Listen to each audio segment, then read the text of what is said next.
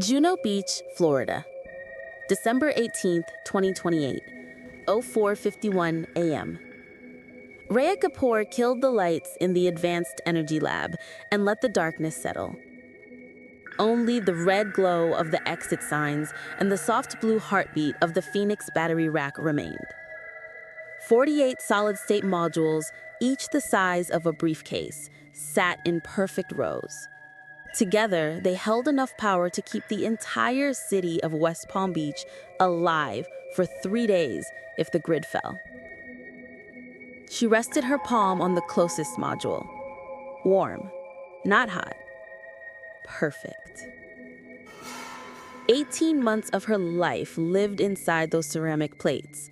No liquid electrolyte, no cobalt, no thermal runaway, just lithium metal, a sulfide solid, and a dream that the United States could finally stop praying hurricanes wouldn't hit during peak demand. Her phone vibrated. Unknown number. She almost ignored it, then saw the text preview.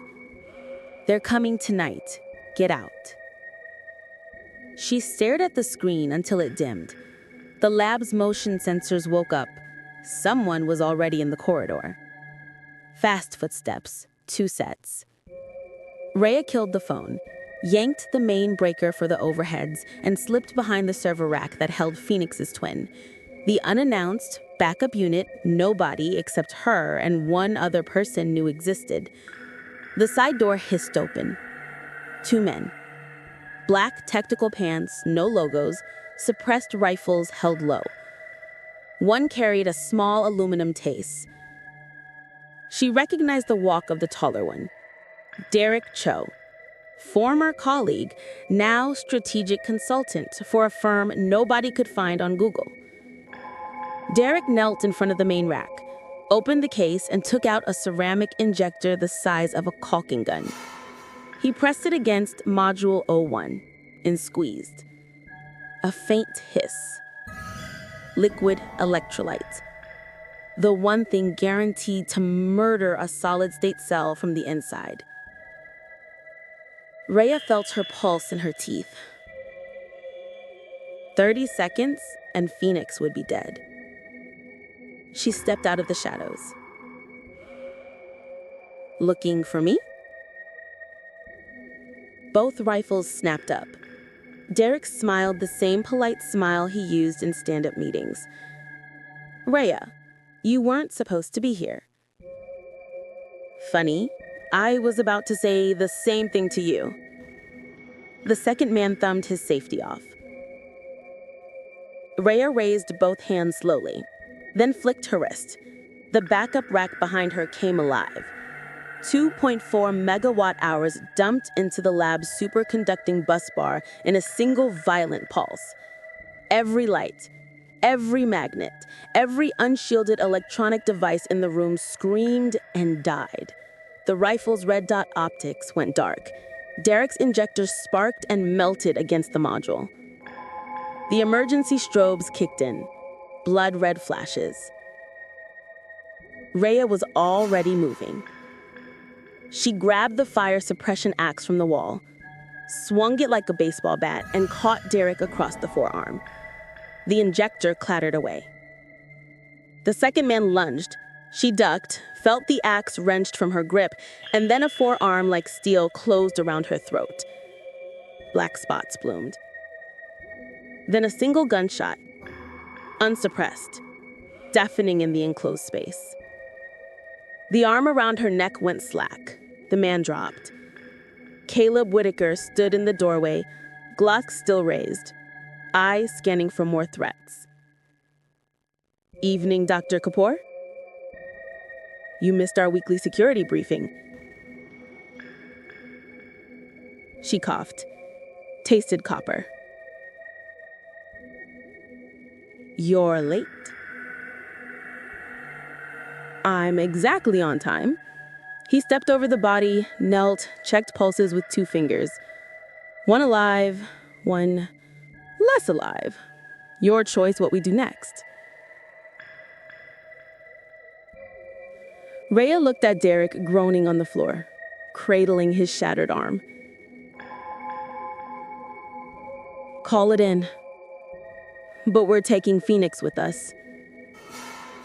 An eyebrow. All 48 modules? That's 20 tons. Not the main rack. I tapped the dark server beside her. This one, the Ghost's twin. 6 modules, 300 kWh, fits in the bed of your truck. He grinned for the first time all night. I always liked engineers. They worked fast. Cal zip-tied Derek, gagged him with his own sleeve, and left him for the responders. Rhea unplugged the ghost rack, rolled it onto the waiting dolly, and together they pushed it into the service elevator. As the doors closed, the first sirens reached the campus. Cal floored his black F-150 Lightning down A1A, but Ghost Rack strapped and tarped in the bed. Dawn bled orange across the Atlantic. Rhea stared out the window. They knew exactly which cells to kill. That means inside help. Already on it. I've had a quiet flag on the access logs for 6 weeks. Only 3 people touched Cell 7 master keys after hours. You, me, and Mason Holt. She closed her eyes. Mason Holt. Executive VP of Strategy, heir apparent, the man who shook her hand at the holiday party 4 hours ago and told her Phoenix would change everything. Her phone buzzed again. Same unknown number. This time, a photo. Mason Holt shaking hands with a man in a navy suit on the deck of a 180-foot yacht named Short Circuit. Timestamp. Yesterday. GPS tag. Marina del Rey, California.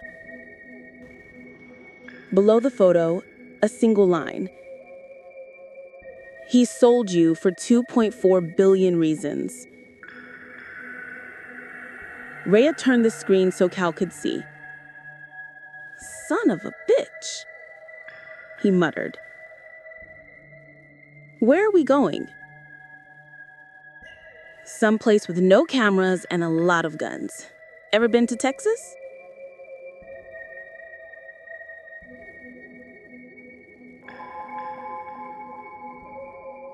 Midland, Texas. December 19th, 11:07 p.m. The data center looked like a maximum security prison that swallowed sunlight. 40 acres of beige tilt wall, no windows, ringed by microwave towers and private drones. Next Era owned it quietly through 3 layers of LLCs. Inside were the mirror backups of every advanced project the company never admitted existed. Cal had a key. Literally, a physical, brass key that opened a side door nobody used since 2022. They rolled the ghost rack inside on a pallet jack. The air was 18 degrees Celsius and smelled faintly of ozone. Rhea plugged the rack into bus C, initiated pairing protocol. The modules woke up, recognized their siblings in the cloud, and began syncing petabytes of data that never left Florida. Halfway through, the lights flickered. Not normal flicker. A brownout. In a facility with triple redundancy. Cal drew his Glock. Stay here. He disappeared into the corridors. Rhea watched the transfer bar crawl. 61%. 62%.